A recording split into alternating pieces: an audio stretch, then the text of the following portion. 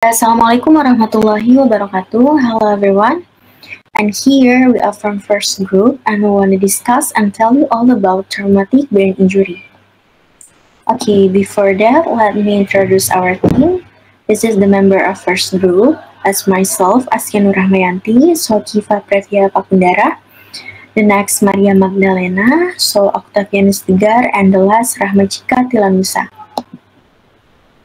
This is the table of contents of our PPT. The first is definition, so causes. The third, pathophysiology, signs and symptoms, and the last, treatment. Okay, this is the definition of trauma brain injury will be presented by Tegar. Tegar, time is yours. Thank you, Askia.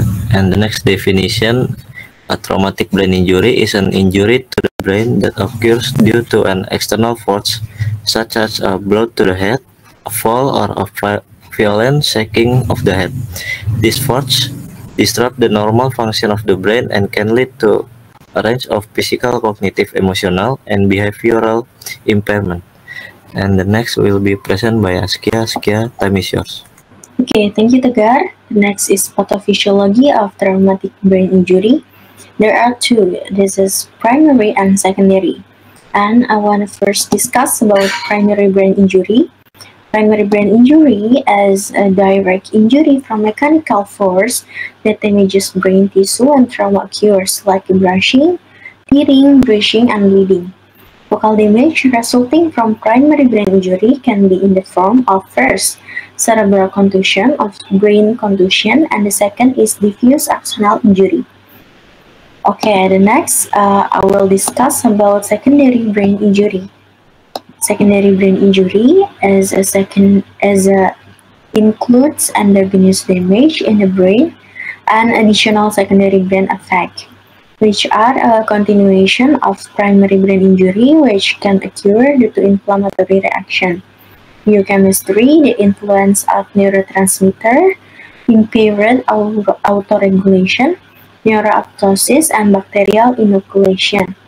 So intracranial or local factors that influence secondary brain injury are the presence of intracranial hematoma, brain ischemia due to decreased cerebral perfusion pressure, herniation, decreased cerebral arterial pressure, high intracranial pressure, or we can say ICP, fever, vasospasms, infection, and seizures. Okay, the next slide will be presented by Kiva. Kiva, time is yours. Thank you, Askia. The next topic is signs and symptoms. The first is memory or concentration problem, difficulty remembering event or focusing.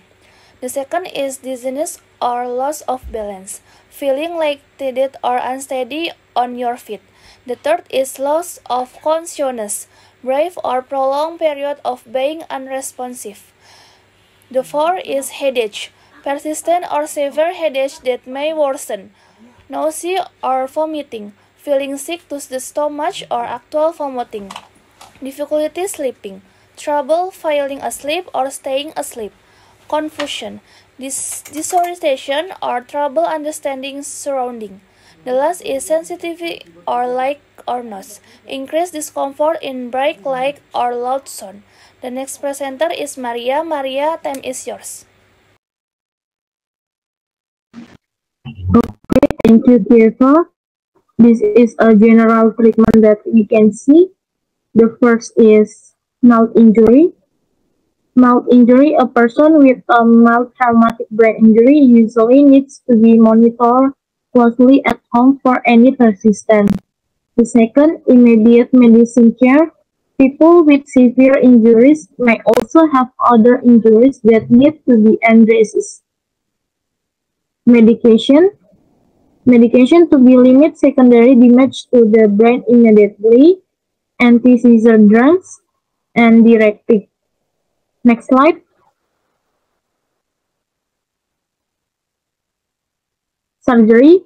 Emergency surgery may be needed to minimize additional damage to brain tissue. First, removing clot blood. Second, blending in the brain. The last, rehabilitation Next slide.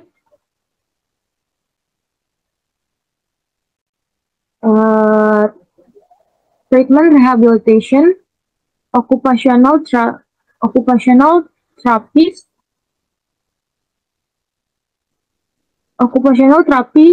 who helps the person relearn or improve skill to perform everyday activity. The next presentation is Chika. Chika, time is yours. Okay, thank you, Maria. This is the treatment rehabilitation from physiotherapy. Physiotherapy will help you regain as much movement and function as possible. The first is balance while sitting and standing, walking, using the injured arm or hand, and managing change in muscle tone, pain, and stiffness. Next slide, please. Okay, this is for speech therapy. The first is therapies for dysarthria, and then the second therapy is for aphasia, and the third improving memory, and the fourth improving social language skill, and the last improving cognitive communication skills. Next slide.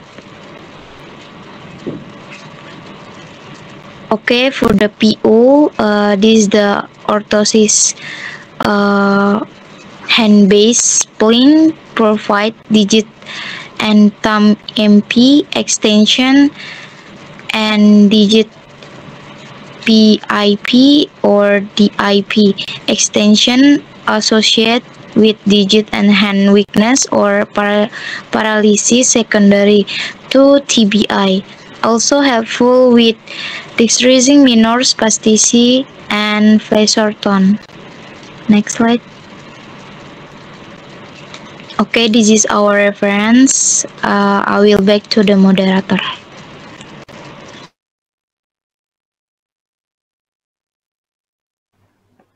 Okay, thank you all for the good presentation. And maybe from first group in the panel here, hopefully we all can draw good conclusion and benefits from this PPT. Thank you for your nice attention. Wassalamualaikum warahmatullahi wabarakatuh. Alhamdulillah.